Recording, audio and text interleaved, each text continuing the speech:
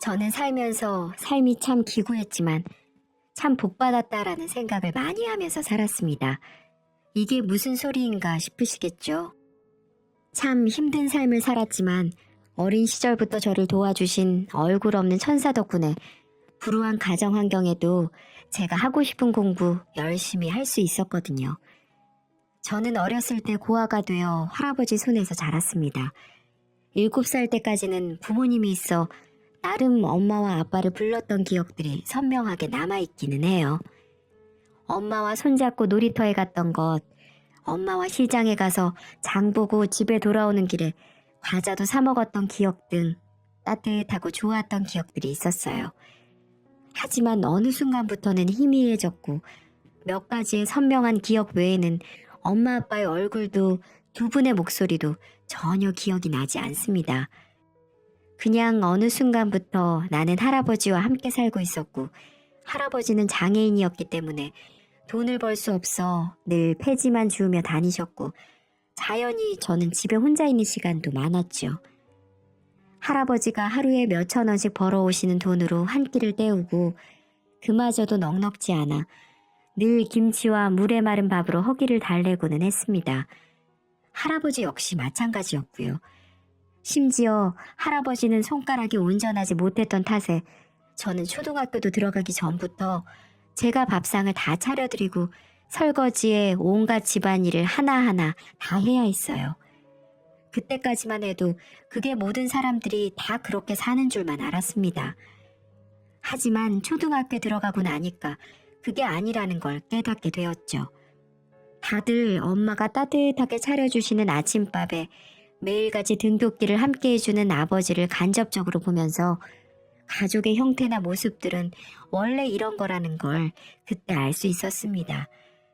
제가 일반적이지 않은 환경에 처해 있다는 걸 그때부터 제대로 알게 된 거죠. 그로 인해 처음에는 혼란스러운 시간도 많이 가졌습니다. 왜 나만 이런 환경에서 커야 하는지 원망스러운 마음이 많이 들더라고요. 하지만 어떻게든 저를 키워보겠다고 밖에서 폐지를 줍는 할아버지를 보면서 저도 열심히 살고자 노력을 했어요. 그래서 그런 기적이 저에게 찾아온 걸까요? 초등학교 5학년으로 올라갔을 때였습니다. 저희 집으로 편지 한 통이 익명으로 도착했더군요. 예, 진수야, 이거 좀 봐라. 네 이름 앞으로 편지가 한 통 왔어. 편지요? 그래, 편지 말이다. 누가 너한테 보낸 것 같은데 누가 보냈는지 안 적혀 있구나. 주소는 제주도인데 제주도는 섬이기 때문에 우리가 아는 사람이 아무도 없단 말이지.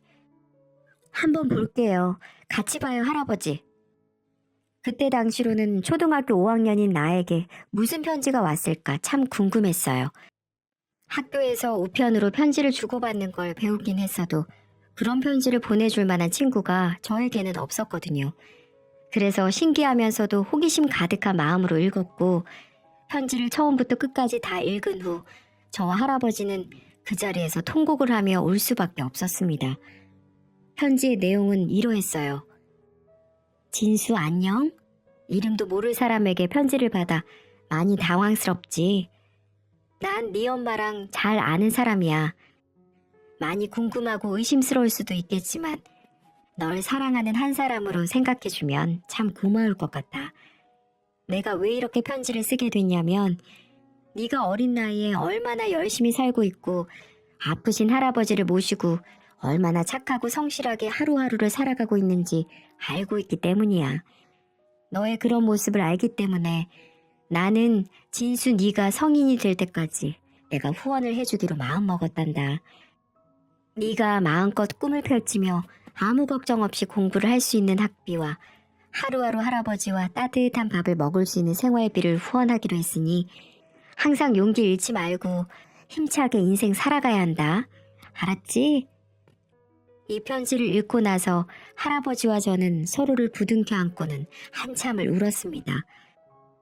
정말로 어린 나이였음에도 불구하고 그 편지 한 통에 그동안 느꼈던 인생의 고단함과 힘들었던 마음들이 다 녹아내리는 듯 했어요. 아이고 진수야, 이게 무슨 일이냐? 이게 무슨 일이야? 그렇게 할아버지와 저는 이름도 모를 분이 보내주시는 후원금을 받기로 결정했고, 그때부터 저는 그 후원자님과 소통을 하며 지냈습니다. 그분과의 소통은 오로지 편지로만 이루어졌어요. 그리고 처음 받은 편지부터 시작해서 계속해서 주고받은 편지들은 하나도 남기지 않고 모두 간직했죠. 저에게는 기적 같은 선물이었고 평생 잊어서도 잊어버려서도 안 되는 귀한 보물이었으니까요. 그 이후에 후원자님은 정말 매달 정확한 날짜에 맞춰서 할아버지 통장으로 넉넉하게 생활을 할 수 있는 생활비와 학비를 보내주셨어요. 그 덕에 저는 아주 넉넉하게는 아니더라도 따뜻한 밥과 햄 반찬을 먹을 수 있게 되었고 계절에 따라 옷도 사서 입을 수 있었어요. 그렇게 하루하루 감사하고 행복한 삶을 살았지만 저에게도 오지 않을 것 같았던 사춘기라는 게 오더라고요. 초등학교를 지나 중학교 2학년이 되면서 방황이 시작되었습니다. 나는 왜 남들처럼 부모가 없어야 하고 아픈 할아버지의 후원이나 받으며 살아야 하는 걸까? 이런 생각이 들었거든요. 나도 엄마 아빠라는 말도 해보고 싶고 집에 친구들을 데리고 와서 하루 종일 컴퓨터 게임하며 놀고 싶은데 하물며 내 방에, 내 침대에, 내 컴퓨터에 큰 텔레비전과 멋진 아빠의 자동차도 있으면 좋겠다는 생각을 하면서 그중 어떤 것도 누릴 수 없는 저의 삶이 너무 비참하게만 느껴졌습니다. 그때부터는 정말 후원자님께 편지도 보내지 않고 편지가 오더라도 아예 읽어보지도 않으면서 시간을 보냈어요. 할아버지도 마음을 잡지 못하고 계속해서 집 밖을 걷도는 저를 보며 많이 힘들어하셨고요. 학교에서 사고도 많이 치는 바람에 할아버지께서 불려오신 적도 많이 있었습니다. 이 녀석아, 정신 안 차릴래? 갑자기 왜 이러는 게야? 너 이 해랩이 죽는 걸 보고 싶어서 그러는 거냐? 왜 이렇게 안 하던 짓으로 속을 썩여? 왜? 몰라. 다 싫어. 정말 너무너무 다 싫어 죽겠어. 할아버지, 왜 나는 엄마 아빠가 없어? 왜 나는 아파서 아무것도 못하는 할아버지만 있는 거야? 왜 나는 집에 와서 맨날 밥만 해야 하고 허름한 집에서만 살아야 하는 거야? 친구들한테 쪽팔려서 집도 못 알려주겠다고. 지금 그걸 말이라고 해? 네가 지금 무슨 복을 받고 있냐?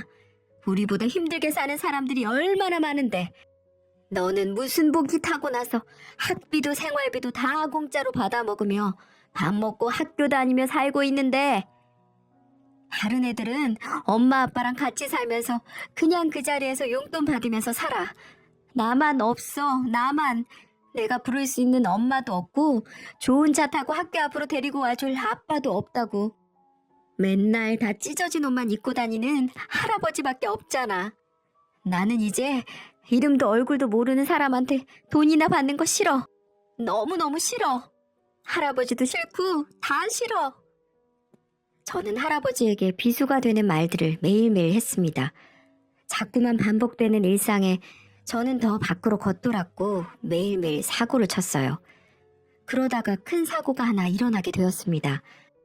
그날도 제가 친구들과 밖에 나가 다른 학교 학생들과 패싸움을 하게 되었어요. 그 사실을 학교에서 알게 되어 패싸움을 한 모든 학생들이 다 징계를 받게 되었고 부모님까지 모두 학교로 오셔야 하는 상황이 되었죠. 그리고 그로 인해 저는 할아버지를 잃을 뻔했습니다. 패싸움에 가담한 모든 학생들과 학부모님이 모여야 하는 날 할아버지는 학교로 오시는 길에 교통사고를 당하셨어요. 꽤나 크게 부딪혔기 때문에 할아버지는 곧바로 위급한 상황으로 응급실로 실려가게 되었고 그 소식을 저는 학교에서 들어야 했죠. 할아버지는 제가 학교에서 병원으로 가는 길에 수술실로 곧장 들어가셨습니다. 너무나도 청천벽력 같은 소리에 저는 정신을 차릴 수가 없었어요. 이 세상에 단 하나밖에 없는 가족을 잃을 수도 있다고 생각하니까 어린 나이에 너무나 무섭고 두려워지더라고요. 정신없이 담임선생님과 함께 달려간 병원에서 기나긴 수술 끝에 다행히도 수술은 잘 되었다는 의사선생님의 이야기를 들을 수 있었죠. 너무 놀랐던 저는 그 자리에서 주저앉아 울었습니다. 그 어린 나이에 감당하기에는 너무 힘든 순간들이었어요. 하지만 힘든 시간은 거기에서 끝이 아니더라고요. 할아버지의 수술비는 만만치 않게 청구가 되었고 어린 제가 감당할 수 있는 수준이 아니었습니다. 주변에 도움을 요청할 곳도 없었어요. 친척들도 연락을 안 하고 정말 할아버지와 단둘이 외롭게 살았기 때문에 모든 것이 저에게는 감당하기 힘든 것들 투성이었죠. 담임 선생님도 도와줄 수 있는 부분을 찾아주시겠다고 했지만 그 큰 돈을 어디에서 당장 마련할 수 없었고 수술 비용뿐만 아니라 앞으로 해나가야 할 치료비부터 시작해서 입원비가 포함된 병원비 모두 마련할 길이 없었어요. 저는 절망에 빠졌습니다.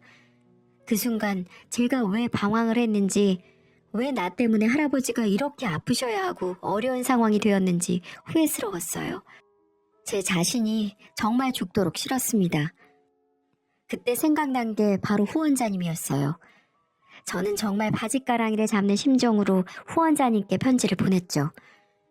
저는 편지를 보내고 나서 간절한 마음으로 기다렸습니다. 그리고 생각보다도 더 빨리 후원자님에게 답장이 왔어요. 후원자님은 저의 어려운 이야기에도 선뜻 1,000,000원이라는 거금을 보내주셨고 그 돈으로 할아버지의 병원비를 전부 해결할 수 있었습니다. 그리고 건강하게 퇴원도 하셨고요. 그렇게 저는 또 한 번의 인생의 큰 빚을 그분에게 지게 되었네요. 그때부터는 저도 다시 정신이 차려지면서 더 악착같이 살아야겠다는 생각이 들더군요. 그날로부터 저는 공부에만 매진을 했습니다. 그 사이사이 후원자님과 소통도 계속해서 했고요. 그분과 연락을 주고받으면서 한 번씩 그분이 너무너무 궁금해졌어요. 누구신지 꼭 뵙고 싶었거든요. 그래서 한 번은 편지를 통해서 만나고 싶다는 의지도 비쳤죠. 하지만 무슨 일에선지 그분은 아직까지는 이렇게만 소통을 하고 싶다고 말씀을 하시더군요. 그래서 제가 보답할 수 있는 길은 무조건 내가 성공해서 잘 사는 모습을 보여드리는 거라고 생각해 저에게 보내주신 돈이 헛것이 되지 않도록 열심히 노력했습니다. 결국 할아버지와 후원자님의 도움으로 저는 당당하게 서울에 있는 로스쿨 법대에 들어가 일부 장학금을 받게 되었고 그때부터는 과외를 다니면서 생활비를 충당했고 학교를 다닐 수 있었어요.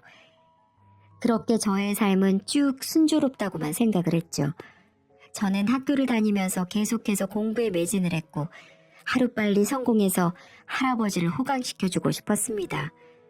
그리고 후원자님을 찾아뵙고도 싶었어요. 한 번은 후원자님께 편지를 보내 제주도에 찾아가 감사 인사도 드리고 보답을 하고 싶다고 말을 하니까 극구 사양하시더라고요. 지금 본인 상황이 저를 맞이할 상황이 안 된다면서 다음에 기회가 되면 꼭 보자고 하면서 자꾸 미루셨습니다. 그래서 어쩔 수 없이 그날이 오기만을 속으로 내심 기대했어요. 그렇게 제게 순탄한 길만 걸어가고 있을 때쯤 슬프고 힘겨운 일이 발생하기 시작했습니다. 대학교를 다니다 군대를 갓 제대를 하고 본격적으로 공부를 시작하려고 하던 찰나에 할아버지의 건강이 갑작스럽게 악화가 되었거든요. 연세도 많으시고 평소 가지고 있던 지병으로 인해 병원에서도 손을 써볼 겨를도 없이 숙환으로 돌아가시고 마셨어요. 제겐 너무나 큰 슬픔이고 시련이었습니다. 어릴 때는 아무것도 모를 때 부모가 다 떠났기에 어떠한 슬픔을 느낄 새도 없었지만 이번만큼은 아니었어요.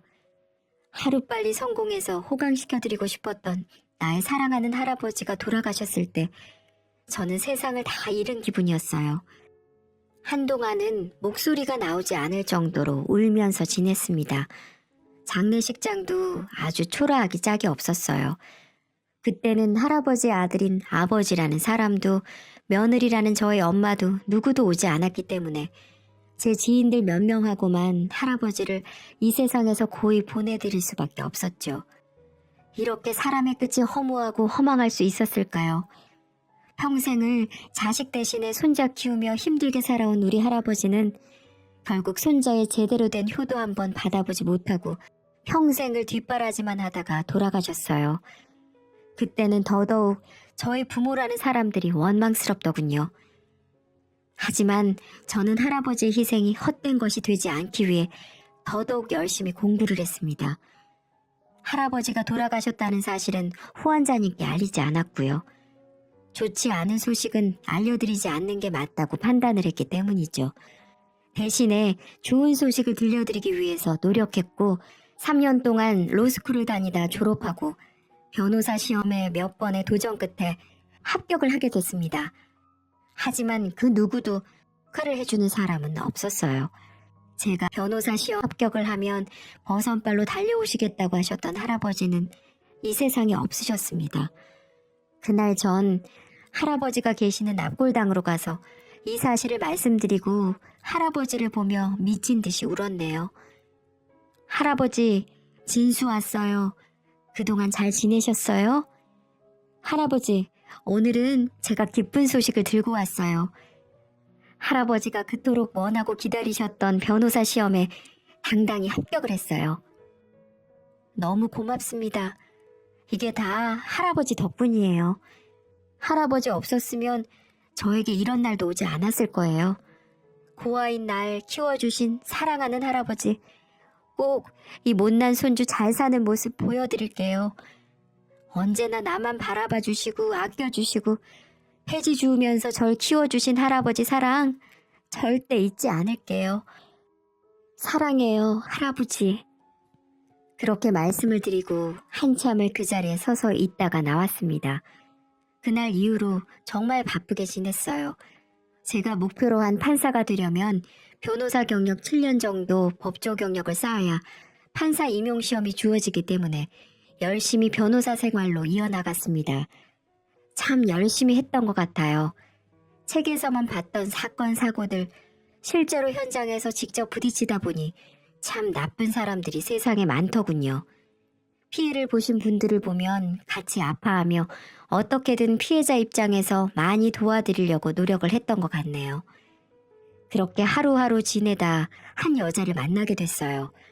대학 동기한테 소개받은 평범한 직장인이었는데 만나다 보니 제가 지금 하는 사실을 잊게 해줄 정도로 제게 정말 잘해주었고 이 여자만 있으면 세상을 다 얻는 기분이 들었거든요.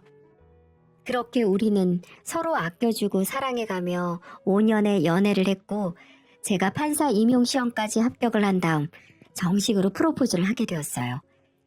그렇게 저희는 결혼을 약속하게 되었고 저는 겹겹이 일어난 경사를 곧장 후원자님께 알려드렸습니다. 저의 인생에 가장 빛나는 순간을 전하기 위해 썼던 편지의 감격은 아직도 잊혀지지가 않습니다. 후원자님, 그동안 안녕하셨죠? 제가 요즘 바쁘다는 핑계로 연락을 자주 드리지 못해 정말 죄송해요. 별일은 없으신 거죠? 저 오늘은 후원자님께 기쁜 소식을 드리기 위해 편지를 쓰게 됐습니다. 저 판사 임용시험 합격했습니다. 참 로스쿨 법학대학원 나와서 한참이나 걸려서 제가 원하는 꿈을 이루게 됐어요. 이게 모두 다 후원자님 덕분이에요. 정말 이 은혜는 평생 잊지 않겠습니다. 그리고 이제는 제가 우리 후원자님을 도와드리고 싶어요. 그동안에 도와주신 금액도 다 이자 쳐서 드리고 싶어요. 당연히 사람이라면 은혜를 받았으면 갚아야 되는 게 이치니까요. 제게 답장 보내실 때 계좌번호 하나 남겨주시면 꼭 보답하겠습니다. 부탁드립니다.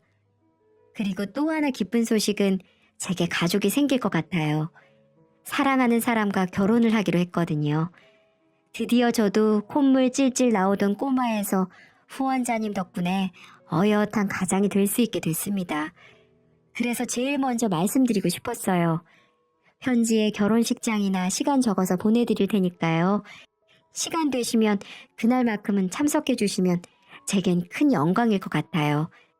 물론 일이 있으셔서 못 오시더라도 마음으로라도 꼭 잘 받겠습니다.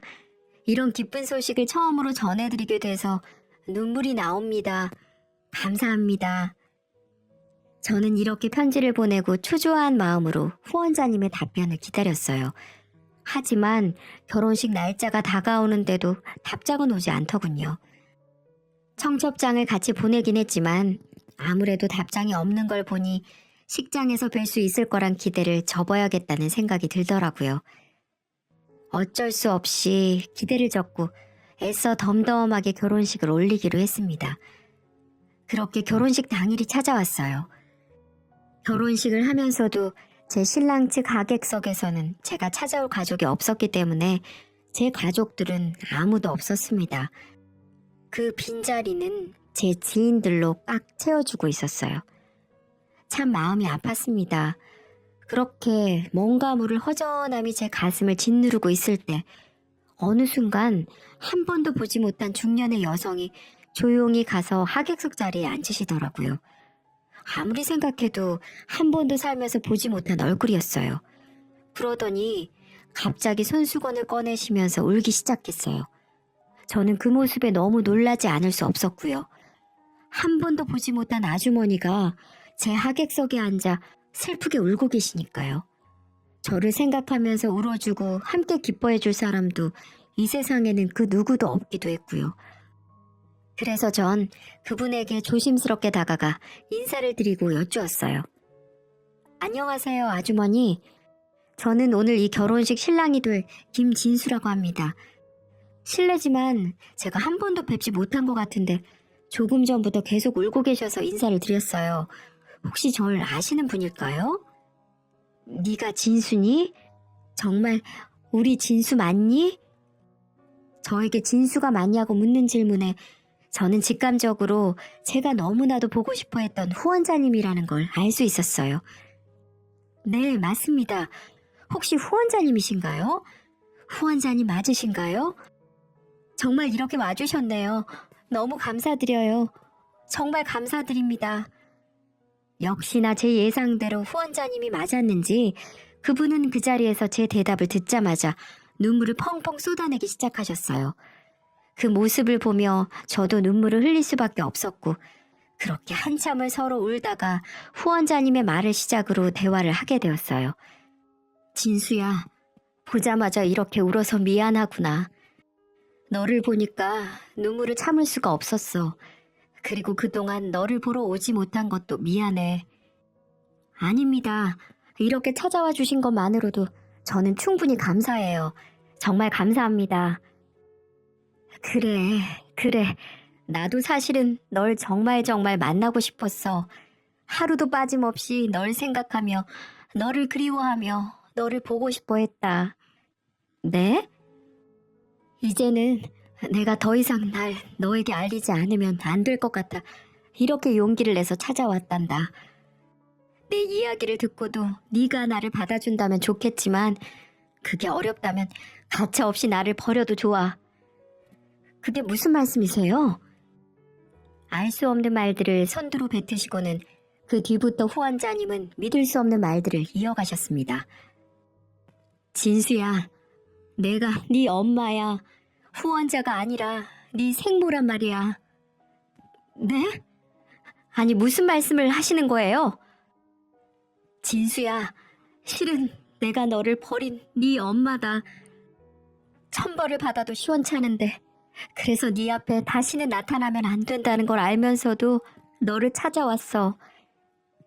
네? 엄마요? 정말 제 엄마세요? 그래. 다른 날은 아니더라도 우리 아들 결혼식하는 모습 보고 싶어서 왔어. 네 편지를 받고 얼마나 가슴을 치며 울었는지 몰라. 답장을 보내지 않은 것도 보내지 않은 게 아니라 이런 말들을 도저히 편지로 쓰질 못하겠더구나. 그래서 용기 내서 오게 됐단다. 정말 우리 아들 많이 컸구나. 대견하다, 대견해. 정말 고맙다. 네? 정말 제 어머니라면 근데 왜 이제야 찾아오신 건데요? 어머니라고 하시면 후원금을 보내지 말고 직접 찾아왔으면 됐잖아요. 제가 얼마나 엄마가 그립고 보고 싶었는지 알아요? 친구들이 어릴 때 항상 엄마라고 부를 때 전 살면서 한 번도 엄마라는 이름을 불러본 적이 없어요. 근데 이제 와서 엄마라고 나타난 이유가 뭔데요? 꼭 이렇게까지 하셨어야 했어요? 그렇게 식장이 떠나갈 때 제가 울분을 토하자 식장 안에 있던 모든 하객들이 저희를 주시하기 시작했습니다. 네 아빠와 결혼하고 나서 나 단 한순간도 행복했던 적이 없었어. 아니, 행복한 순간은 있었지. 바로 너를 낳고 너를 보는 순간에는 정말 행복했어. 하지만 나에게는 그걸 포기할 수밖에 없었을 만큼 힘들고 고통스러운 일이 있었단다. 너희 친아버지는 결혼 후 매일같이 나를 괴롭히고 때리기 시작했고 시도 때도 없이 바람을 피우는 건 물론이고 허구한 날 도박에 이 애미를 사람으로 취급도 안 했어. 널 놔두고 도망간 그날도 죽을 만큼 맞다가 이렇게 살다간 정말 죽을 것 같아서 다 자고 있을 때 야반도주 하듯이 도망 나올 수밖에 없었단다. 그때 널 데리고 나오고 싶었지만 난 그때 어디서 지낼 곳도 가진 돈도 없었기 때문에 그렇게 하지도 못했어.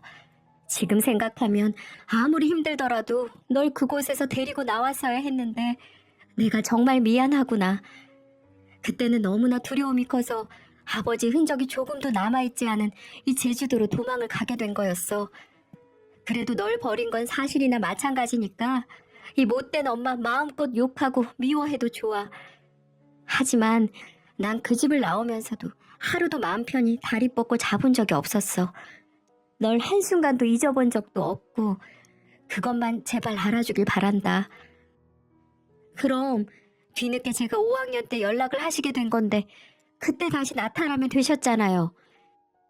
말을 들어보니 어머니에게도 사정이 있으셨어요. 어머니의 말로는 그곳에서 골프장에서 캐디로 일을 하다가 좋은 남자를 만나 재혼을 하게 되었다고 했어요. 그분은 엄마가 재혼이라는 걸 알면서도 받아주신 고마운 분이라고 하셨고요. 어머니의 상처를 감싸주고 아픔을 달래주었다고도 했어요. 그 이후 가정을 꾸리고 아이도 둘이나 낳으셨다고 합니다. 하지만 그러면서도 저를 하루도 잊을 수가 없어 매일을 그리워하셨다고 합니다. 그래서 이혼을 요구당할 각오로 재혼한 남편에게 저에 대해 말을 했고 그분은 한 가지 제안을 하셨다고 하더라고요. 어머니에게 절 후원을 해주자고요. 그 돈을 그분이 지원해주겠다고 하셨다네요. 그러면서 대신 엄마의 존재를 알리지 말고 매달 후원금을 보내자고요.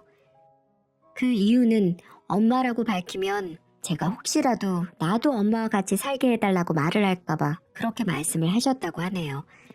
그 아저씨 입장에서는 당연히 그건 곤란한 일이었겠죠. 왜냐면 그 아저씨에게도 어머니와의 사이에서 태어난 어린 자식이 2명이나 있었으니까요. 그 조건으로 저를 후원해 주시겠다고 했고 어머니 입장에서는 옆에 할아버지가 계시니 생활비를 보태준 것만으로도 제게 큰 힘이 될 수 있을 것 같아 동의했다고 했습니다. 그리고 내가 네가 그리운데도 불구하고 찾을 수 없었던 이유는 훌쩍 떠나버린 내가 재혼을 한 상태로 네 앞에 나타나면 네가 방황을 할까봐 걱정되기 때문이었어. 그리고 사실 네 친부를 다시 마주치게 되면 어쩌나 이런 두려움도 컸고 그래서 그런 거란다. 정말 미안하구나, 진수야. 그제서야 저는 모든 진실을 알게 되었고 모든 게 실감나면서 곧장 엄마를 부둥켜 안고 한참을 울었습니다. 말 그대로 눈물, 콧물 다 쏟아가며 한참을 엄마를 껴안고 있었어요. 세상에 태어나 처음인 것처럼 느껴지는 엄마의 품은 너무나도 따뜻하더군요. 그리고 한 가지 더 이야기할 게 있어. 실은 이 결혼식 오기 전에 네가 결혼할 거라고 얘기를 했어. 그랬더니 남편과 네 배다른 동생들도 너를 아주 많이 보고 싶어해. 그동안 너를 후원하면서 항상 이야기를 해주고 소식을 들려줬거든. 남편도 이제는 아이들도 다 컸으니 이제는 우리가 먼저 받아들이자고 하더구나. 실은 지금 다들 밖에서 기다리고 있는데 오라고 말을 해도 되니?